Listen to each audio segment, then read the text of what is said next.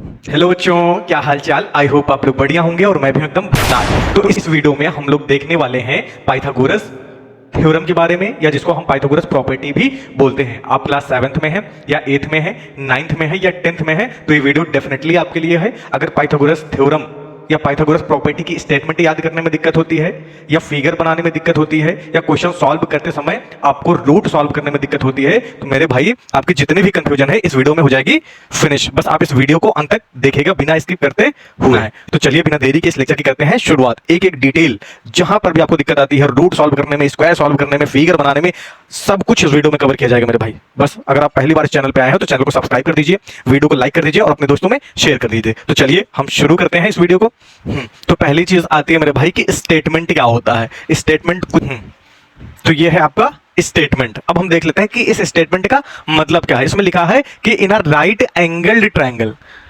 एक चीज मेरे भाई आपको ध्यान रखना है कि जो आपका पाइथागोरस थ्योरम है या पाइथागोरस प्रॉपर्टी है, ये राइट एंगल ट्रायंगल पर ही वैलिड है, सिर्फ और सिर्फ राइट एंगल ट्रायंगल पर ही। तो हमें राइट एंगल ट्रायंगल समझना होगा। तो हम देखते हैं राइट एंगल ट्रायंगल क्या है, क्योंकि क्या कह रहा है, राइट एंगल ट्रायंगल में ही प्रॉपर्टी वैलिड है। तो हम देख लेते हैं पहले राइट एंगल ट्रायंगल।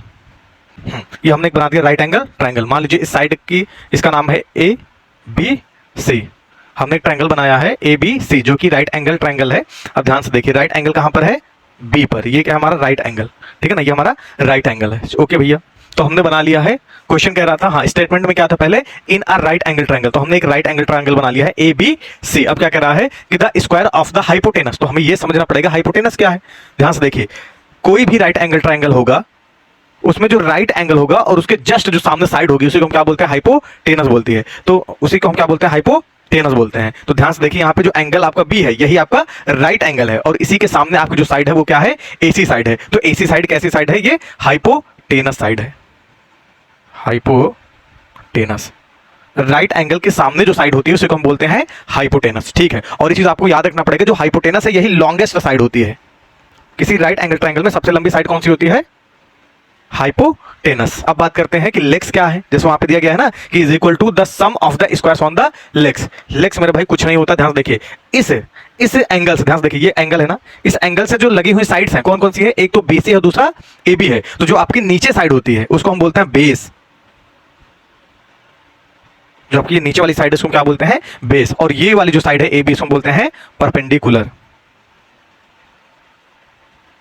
परपेंडिकुलर, इसको हम लिखते हैं पी से। हाइपोटेनस को हम लिखते हैं एच से। समझ में आई कि राइट एंगल ट्रायंगल पे ही आपका पाइथागोरस थ्योरम वैलिड है। आपकी जो लंबी वाली साइड होती है उसको बोलते हैं हाइपोटेनस, और एंगल से लगी हुई जो दोनों साइड होती है, एक का नाम नीचे वाले का बेस होता है, और जो लाइन आपकी खड़ी होती है उसको क्या बोलते हैं, परपेंडिकुलर बोलते हैं। ठीक है भैया, अब ध्यान से देखिए, हमने कहा था कि हाइपोटेनस को किससे डिनोट करते हैं, एच से। तो हम क्या लिख लेते हैं यहाँ पर, एच। और ये क्या कह रहा है, the squares of the hypotenuse. तो हाइपोटेनस के ऊपर स्क्वायर आ गया, ठीक है। ये किसके बराबर है, the sum of the squares on the legs. हमारे लेग्स कौन कौन से, एक तो बेस और दूसरा परपेंडिकुलर है। तो कह रहा है लेग्स पर स्क्वायर, तो हमने लिख दिया लेग्स पर स्क्वायर। ये है आपके लेग्स दोनों, परपेंडिकुलर और बेस, इनका स्क्वायर हो गया। कह रहा है इनका सम, तो हमने इनका कर दिया सम। ये जो फॉर्मूला है जिससे हम क्वेश्चन सॉल्व करेंगे। ध्यान से देखिए, कभी कभी क्या हो जाता है मेरे भाई, यहाँ पे लिख दिया जाता है कि c square is equal to a square plus b square. ध्यान से देखिए, कभी कभी ऐसे भी फॉर्मूला लिख दिया जाता है, तो उसमें डरने की आपको जरूरत नहीं है। अगर हमने हाइपोटेनस को सी मान लिया, परपेंडिकुलर को बी मान लिया, ध्यान से देखिए, और हमने बेस को अगर ए मान लिया तो कोई दिक्कत नहीं है। हाइपोटेनस को हमने सी माना तो सी का स्क्वायर हो गया, बेस को हमने ए माना तो ए का स्क्वायर होगा, परपेंडिकुलर को हमने बी मान लिया तो यहाँ पे क्या हो गया, बी का स्क्वायर हो गया। तो जो भी आप मान लीजिए, कुछ भी आप मान लीजिए, ठीक है ना। यहाँ पे के एल एम मान सकते हो, कोई दिक्कत नहीं है। कभी कभी क्या होता है, देखिए ध्यान से, और भी इसमें कंफ्यूजन होती है। लोग बोल देते हैं कि सर ए सी का स्क्वायर, कुछ लोग को दिक्कत होती है कि यहाँ पे सर ए सी स्क्वायर आ जाता है इक्वल टू ए बी का स्क्वायर आ जाता है, और यहाँ पे बीसी का स्क्वायर आ जाता है। तो कोई दिक्कत नहीं है, हर ट्रायंगल के लिए अलग होता है। लेकिन इस ट्रायंगल के लिए क्या होगा, यहाँ पे हाइपोटेनस आपकी क्या है, जैसे हाइपोटेनस को हम क्या बोल सकते हैं, या तो आप एच बोल लो तो हमने एच का स्क्वायर कर दिया, या तो सी बोल लो तो हमने सी का स्क्वायर कर दिया। अगर आपने ए सी बोल दिया तो हमने ए सी का स्क्वायर कर दिया। उसी प्रकार बेस को आप बी बोल लो तो बी का स्क्वायर है। अगर बेस को आपने ए बोल दिया तो यहाँ पे ए का स्क्वायर है। अगर आपने बेस को बी सी बोल दिया तो कोई दिक्कत नहीं, इधर उधर हो सकता है, तो आपने बी सी का स्क्वायर कर दिया है। और अगर आपने परपेंडिकुलर को ए बी मान लिया तो यहाँ पे ए बी का स्क्वायर है। ये चीज होती है, कंफ्यूजन की कोई बात नहीं यहाँ पे, ठीक है। तो ये तीनों चीजें आप इस्तेमाल कर सकते हैं, और हम क्वेश्चन लगाएंगे तो आपको ये चीजें और बेटर तरीके से समझाएंगे, और वहां पे आपको ज्यादा अच्छे से समझ में आएगा। तो अभी फिलहाल इसको आप नोट कर लीजिए, हम बढ़ते हैं अपने क्वेश्चन की तरफ। तो हमारे सामने एक क्वेश्चन है, हमने बनाया है, in a right angle triangle A B C एक राइट एंगल ट्रायंगल है जो ए बी सी नाम का है, जिसमें ए बी आपको 6 सेंटीमीटर दिया गया है और बी सी आपको 8 सेंटीमीटर दिया गया है और ए सी की वैल्यू हमको निकालना है। तो जरा देखते हैं कि कोई पहले तो ट्रायंगल कैसे फॉर्म होगा। अरे बात समझ में, ट्रायंगल कैसे फॉर्म करेंगे, हमको कैसे पता चलेगा कि इसमें कौन सा बेस है, कौन सा हाइपोटेनस है और कौन सा परपेंडिकुलर। डरने की कोई बात ही नहीं है भाई, बहुत आसानी से लग जाएगा। ध्यान से देखिए, यहाँ पे बोला है in a right angle triangle, तो पहली बात तो ये समझ में आ गया कि जो एबीसी है वो आपका राइट एंगल ट्रायंगल है। हमें ये समझना है कि राइट एंगल बन कहाँ रहा है। भाई एबीसी है तो कहाँ बन रहा है, ए पे बन रहा है राइट एंगल, कि बी पे बन रहा है कि सी पे बन रहा है। जैसे हमने बना दिया है, देखिए एक हमने राइट एंगल ट्रायंगल बना दिया, ये है। अब हमें यह समझना है कि भाई ए कहां रखें, बी कहां रखें, सी कहां रखें। बीच वाला जो वर्टेक्स होगा, ध्यान से देखिए, जो बीच वाला वर्टेक्स होगा वहीं पे आपका राइट एंगल ट्रायंगल बनेगा। तो भाई राइट एंगल ट्रायंगल आपका यहां बन रहा है ना, तो इसको आप नाम दे दीजिए बी। अब चाहे आप इसको ए नाम दे दीजिए, चाहे आप इसको सी नाम दे दीजिए, उससे कोई दिक्कत नहीं है। चाहे आप यहां ए लिखिए, यहां भी लिखिए, कोई दिक्कत नहीं है, बिल्कुल कोई दिक्कत नहीं है। चलिए, हमें क्या दिया गया है, ए बी बराबर 6 सेंटीमीटर दिया गया है और बी सी की वैल्यू कितनी है, 8 सेंटीमीटर दिया गया है। हमें निकालना क्या है, ए सी। ए सी मतलब हाइपोटेनस, एसी मतलब हाइपोटेनस, हमें एच निकालना है। ये क्या है हमारा बेस, ये हमारा क्या है परपेंडिकुलर। आ रही बात समझ में? ओके भैया, चलते हैं आगे। हमें पता है फॉर्मूला होता है h square is equal to p square plus b square. आ रही बात समझ में? जी भैया आ रही है, बिल्कुल समझ में आ रही है सर। एच की वैल्यू क्या है, एच को हम क्या लिख सकते हैं, एच कौन सी साइड है, हाइपोटेनस कौन सी साइड है, एसी साइड है, तो हम यहाँ पे क्या लिख देंगे, एसी का स्क्वायर। परपेंडिकुलर क्या है हमारा, परपेंडिकुलर सर बीसी है, तो हम क्या रख देंगे यहाँ पे, बीसी का स्क्वायर। बेस हमारा क्या है, बेस हमारा बी ए है या ए बी है, यहाँ आप चाहे सी बी लिखो चाहे आप बी सी लिखिए। तो यहाँ पे बी की वैल्यू क्या है, बी एस का मतलब है हमारा ए बी का स्क्वायर। चलिए, अब हमें क्वेश्चन में दिया रखा है, अब हमें क्वेश्चन में क्या पता है, ए बी पता है। ओके, तो हम ए बी की जगह पे क्या रखेंगे, 6 सेंटीमीटर का स्क्वायर। ओके, बी सी की वैल्यू कितनी दी गई है, बी सी की वैल्यू 8 सेंटीमीटर, तो यहाँ पे क्या रख देंगे हम 8 सेंटीमीटर का स्क्वायर। बीच में है प्लस तो हमने लगा दिया प्लस। हमें एसी की वैल्यू निकालना, तो हमने एसी को एज इट इज लिख लिया। आगे बढ़ते हैं, एसी का स्क्वायर। अब आप अगर 8 सेंटीमीटर का स्क्वायर करोगे तो 8 का स्क्वायर करोगे तो आपको पता है 64 आएगा। भाई 8 को आप 2 बार गुणा कर लीजिए ना, 8 8 64, और सेंटीमीटर का अगर आप स्क्वायर करेंगे तो आपको सेंटीमीटर स्क्वायर ही मिलेगा। तो यहाँ पे आप लिख दीजिए सेंटीमीटर स्क्वायर। आगे चलते हैं भाई, 6 का आप स्क्वायर कर दीजिए, 6 का स्क्वायर करेंगे तो 6 6 इज 36, 6 6 इज 36, और सेंटीमीटर का स्क्वायर करोगे तो आपको मिलेगा सेंटीमीटर स्क्वायर। आगे चलते हैं, अब देखिए A C square equal to 64 centimetre square, यहाँ पे 36 सेंटीमीटर स्क्वायर। कहने का मतलब है 64 आम बोल दो, 36 आम बोल दो, दोनों को जोड़ लो, कितना आ जाएगा 100 आम। आम की जगह पे क्या है, सेंटीमीटर स्क्वायर है। अब हमें वैल्यू चाहिए मेरे भाई एसी की, लेकिन यहाँ पे किसकी वैल्यू आ रही है, एसी स्क्वायर की। हमें एसी स्क्वायर की वैल्यू नहीं चाहिए, हमें किसकी वैल्यू चाहिए, हमें वैल्यू चाहिए एसी की, उसके ऊपर स्क्वायर ना लगा हो। तो हम अगर स्क्वायर को हटाएंगे, अब चलिए स्क्वायर को हटाते हैं। अगर आप यहाँ से स्क्वायर हटाओगे तो उसके ऊपर क्या लग जाएगा, रूट, मतलब 100 जो है 100 के ऊपर क्या लग जाएगा, रूट। अब रूट कैसे सॉल्व करते हैं, बहुत से बच्चे, ज्यादातर बच्चे यहीं पे फंसते हैं और मैं भी यहीं पे फंसता था, लेकिन मेरे भाई यूं लगा दूंगा, बस आप वीडियो को देखते रहो। देखिए, आपको प्राइम फैक्टराइजेशन करना आता है, जो भी नंबर है होगा, यहाँ पे 100 है तो 100 का जो भी नंबर इसके अंदर होगा उसको आपको करना पड़ेगा प्राइम फैक्टराइजेशन। अगर नहीं आता तो देखिए हम कैसे करते हैं। आप 100 ऐसे कर लीजिए और 100 को ऐसे पैक कर दीजिए, 100 को पैक कर दीजिए। तो 100 को हम सबसे छोटे नंबर में पहले काटने की कोशिश करते हैं। तो 1 से तो नहीं काटना है, 2 से कटेगा, बिल्कुल 2 से कटेगा। तो 2 पंचे 10, भाई 1 में जाएगा ना तो हम यहाँ पे 0 ले लेंगे, तो 2 5 जा 10। आगे चलते हैं, यहाँ पे करिए, देखो 2 का पहाड़ा 5 में चला जाएगा, तो 2 2 जा 4, 1 बच गया इसमें, तो चला जाएगा ये 10, 2 5 जा 10। अब ये 2 से नहीं कटेगा, अब किससे कटेगा, ये 5 से कटेगा। तो यहाँ पे 5 5 जा 25 और 5 1 जा 5। आप ध्यान दोगे तो आपको पता है 100 बराबर हमें कितना मिला है, 2 गुणे 2 गुणे 5 गुणे 5। ठीक है, अब हम क्या करेंगे, इस 100 की जगह पे इसी प्राइम फैक्टराइजेशन को लिख लेंगे। ये देखिए 2 गुणे 2 गुणे 5 गुणे 5, और सेंटीमीटर स्क्वायर का मतलब है सेंटीमीटर आपस में 2 बार गुणा है, तो हम यहाँ क्या लिख लेंगे, सेंटीमीटर इंटू सेंटीमीटर। अब ध्यान से सुनिए मेरी बात, इस रूट के अंदर से वही वैल्यू बाहर आती है जिसका पेयर होता है। तो पेयर किसका है, जोड़ा किसका है, 2 का जोड़ा है तो 2 बाहर चला आएगा, 5 का भी जोड़ा है तो 5 भी बाहर चला आया, और सेंटीमीटर का भी जोड़ा है तो सेंटीमीटर भी बाहर चला आया। अब ध्यान से देखिए, तीनों को करना है हमें मल्टीप्लाई, 2 5 जा 10, सेंटीमीटर से करोगे तो कितना आ जाएगा 10 सेंटीमीटर। तो एसी की वैल्यू कितनी आ गई मेरे भाई, 10 सेंटीमीटर। तो यहां पे हमारा एसी कितना होगा, एच की वैल्यू जिसको हाइपोटेनस बोलते हैं 10 सेंटीमीटर।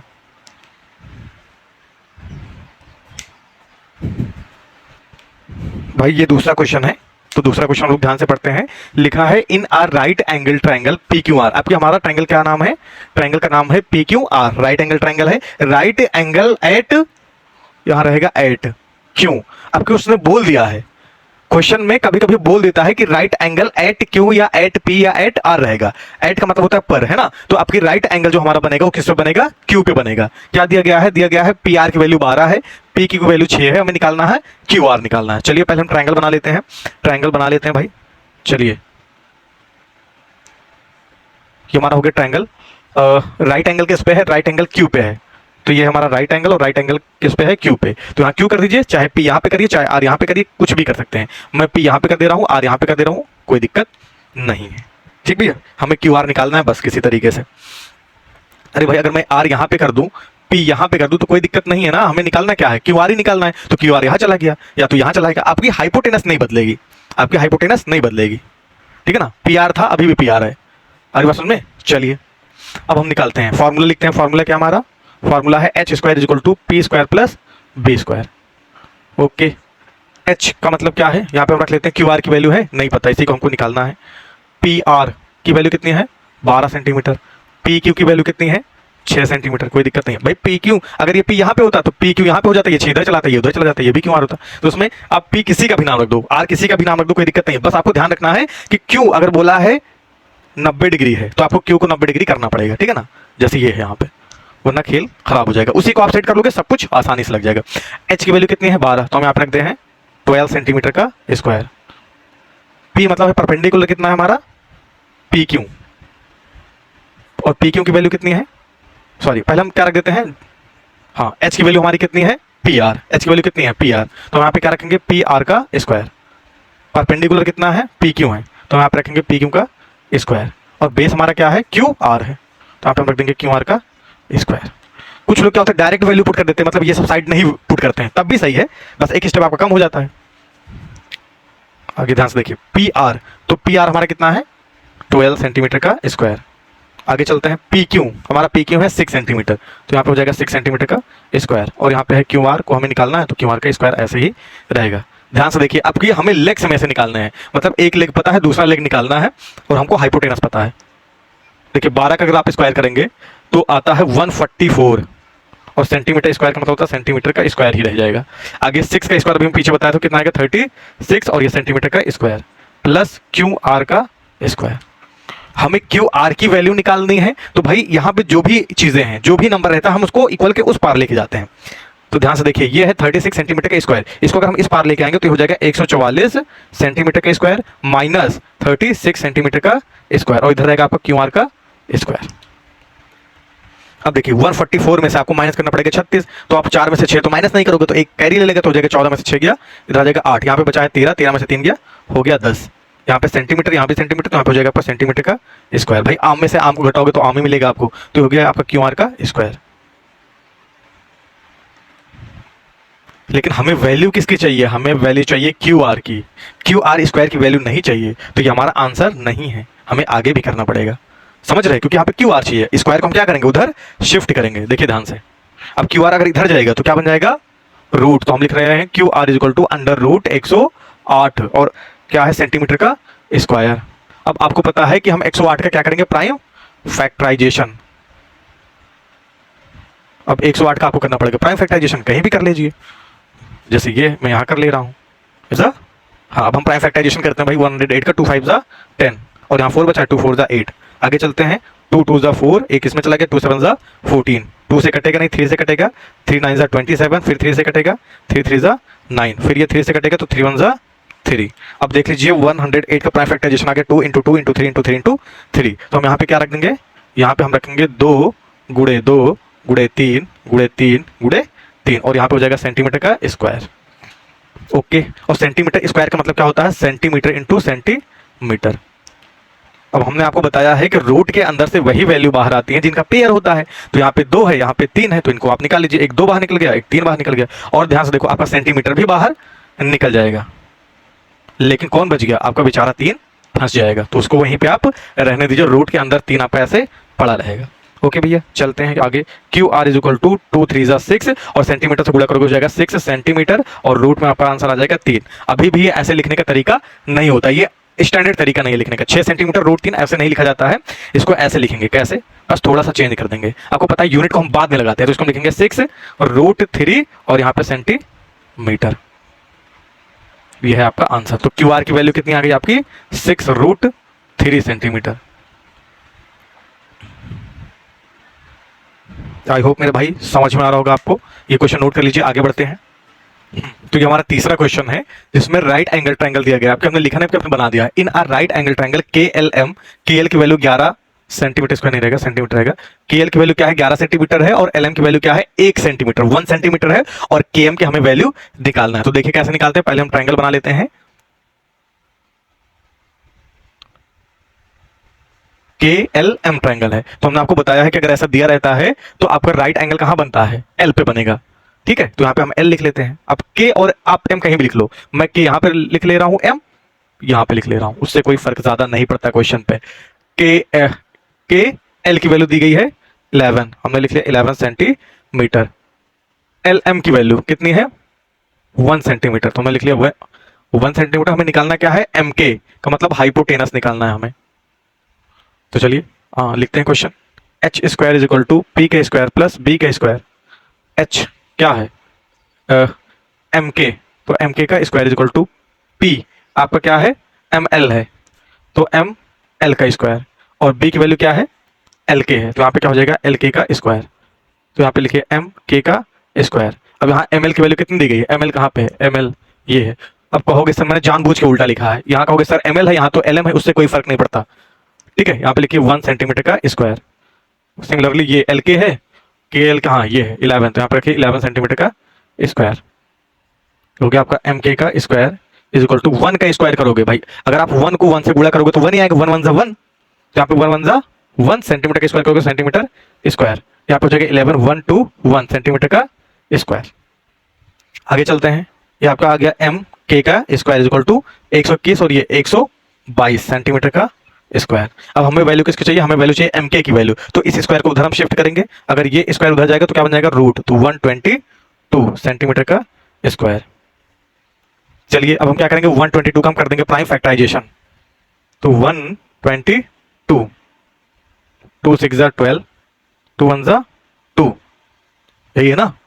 ठीक है। अब 61 भाई आपका किसी से नहीं कटेगा। 61 एक प्राइम नंबर है, या तो ये 1 से कटेगा या तो ये खुद से कटेगा। ठीक है, तो इसको हम डायरेक्ट 61 से ही काटते हैं।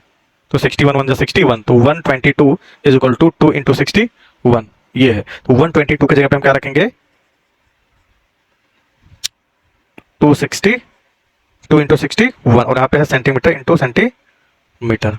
अब ध्यान से देखिए, किसी का पेयर नहीं है, ना तो 2 का पेयर है ना ही 61 का पेयर है, तो इन दोनों को आप गुणा करिए, कितना आएगा? 122 और सेंटीमीटर आपका बाहर निकल जाए क्योंकि इसका पेयर है, ये आपका आंसर आ जाएगा।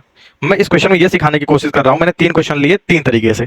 पहले में आपका आंसर आया था अच्छे से 10 सेंटीमीटर, दूसरे में आपका आंसर आया था 6√3 सेंटीमीटर और तीसरे में आपका आंसर आया है √122 सेंटीमीटर।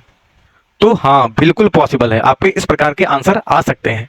आधी बात समझ में, कभी कभी नहीं कटता है तो वो रूट के अंदर ही रह जाएगा, लेकिन सेंटीमीटर आपका बाहर आ जाएगा। ठीक है, तो मेरे भाई इस वीडियो को करते हैं यहीं पे समाप्त। और मुझे लगता है कि इस वीडियो में जितने भी कंफ्यूजन है आपकी, सब वो दूर हो गई होगी। अगर अभी भी कोई कंफ्यूजन है तो आप कमेंट करके हमें ज़रूर बताइएगा। अगर वीडियो पसंद आई हो तो चैनल को सब्सक्राइब कर दीजिए, वीडियो को लाइक कर दीजिए और मेरे भाई अपने दोस्तों में शेयर कर दीजिए, तभी हम आगे बढ़ पाएंगे। आपसे मिलेंगे एक नेक्स्ट वीडियो में, तब तक के लिए जय हिंद, जय भारत, वंदे मातरम।